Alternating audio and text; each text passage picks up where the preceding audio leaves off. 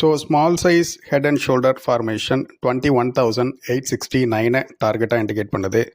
Big சைஸில் இருக்கக்கூடிய head and shoulder formation 20,249 டார்கெட்டாக இண்டிகேட் பண்ணுது.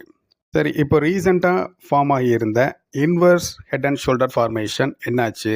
அது இன்வேலிட் ஆயிருச்சா அப்படின்னு கேட்டிங்கன்னா அதுவும் இன்னும் வேலிடாக தான் இருக்குது.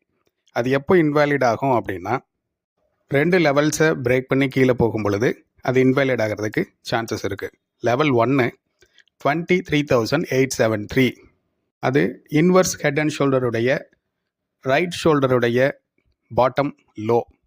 அடுத்து ஹெட் பார்ட்டுடைய லோ, அது 23,263 வருது.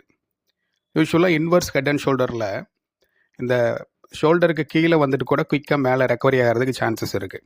அப்படி கூட ஒரு எல்போ கிக்கில் மார்க்கெட் மேலே லிஃப்ட் ஆகிறதுக்கு சான்சஸ் இருக்குது.